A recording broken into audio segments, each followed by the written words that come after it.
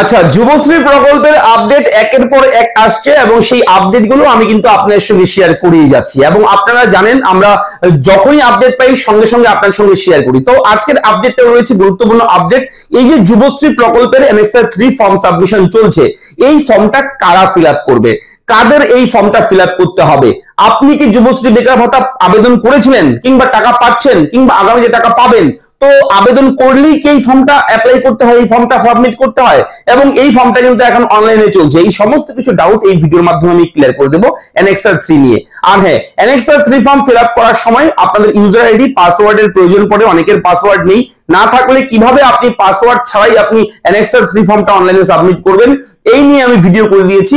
গতকালকেই সেই ভিডিও দিয়েছি, ভিডিওর লিংক সমস্ত কিছু আমি এই ভিডিওর ডেসক্রিপশনে দিয়ে দেবো, ক্লিক করে আপনারা দেখে নেবেন।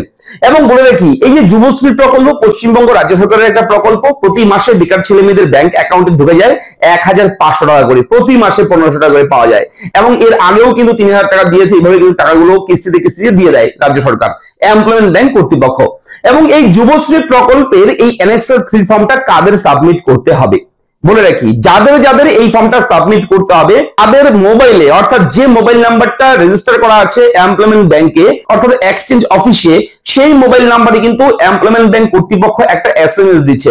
এবং সেই এসএমএসটা যদি আপনি পেয়ে থাকেন, আপনার ফোনে যদি আসে যে এই তারিখ থেকে এই তারিখের মধ্যে আপনার ইবি নাম্বার এটা, আপনি অনলাইনে এনএক্সআর 3 ফর্মটা সাবমিট করুন, যদি এইরকম এসএমএস কিছু আসে আপনার ফোনে, তাহলে মনে রাখবেন আপনার এই ফর্মটা ফিল আপ করতেই হবে।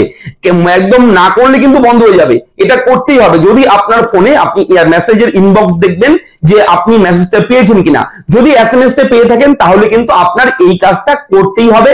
এবং যারা এসএমএস পাননি, আপনাদের কি করতে হবে, যদি এসএমএস না পেয়ে থাকেন, আপনি হয়তো আপনার মোবাইলে কোনো এরকম মেসেজ আসেনি, তাহলে কি আপনি করবেন না?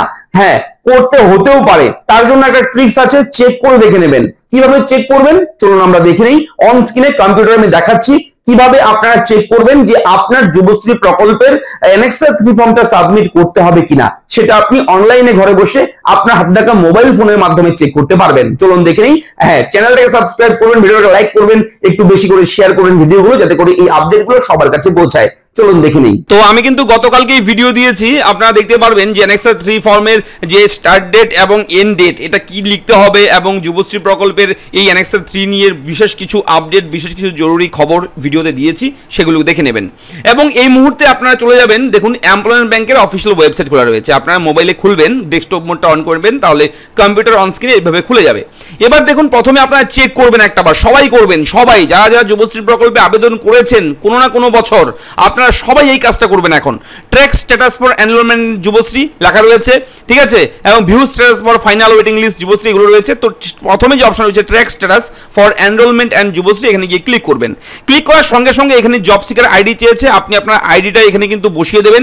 জব সিকার আইডি বসিয়ে দেওয়ার পর এখানে ক্যাপচা কোড রয়েছে, ক্যাপচা কোড যা থাকবে ক্যাপচা কোডে এখানে লিখে দেবেন, বসিয়ে দিয়ে সাবমিট অপশনে গিয়ে একবার ক্লিক করবেন। দেখুন সাবমিটে ক্লিক করার সঙ্গে সঙ্গে আপনার নামটা চলে আসবে এখানে, এবং enrolled under employment bank please submit NXR 3 online between 5/9/2024 to 01/10 অর্থাৎ 5/9/2024 থেকে 1/10/2024 এই তারিখের মধ্যে বলা হচ্ছে এনএক্সআর 3 ফর্মটা অনলাইনে সাবমিট করুন।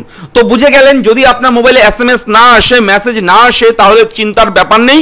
আপনার এইভাবে আপনার ইবি নাম্বারটা দিয়ে চেক করে দেখে নেবেন। যদি আপনার এরকম আসে please submit NXR 3 online between এই তারিখ থেকে এই তারিখ, তার মানে আপনার যুবশ্রী প্রকল্পের এনএক্সআর 3 ফর্মটা সাবমিট করতে হবে। তাহলে দেরি না করে এই 1/10/2024 এই তারিখের মধ্যে আপনার এনএক্সআর 3 ফর্মটা সাবমিট করে নেবেন। কিভাবে সাবমিট করবেন আমি তো ভিডিও করে দিয়েছি, দেখে দেখে করে নেবেন, একদম ইজিলি আপনি করতে পারবেন। এবং ডেটটা কি দেবেন, স্টার্ট ডেট, এন্ড ডেট, এবং কি লিখতে হবে, কোথায় কি, সবকিছু দেখিয়ে দিয়েছি। তো ভিডিওটা কেমন লাগলো লিখে জানাবেন। দেখা হচ্ছে পরবর্তী ভিডিওতে, ভালো থাকবেন, ধন্যবাদ।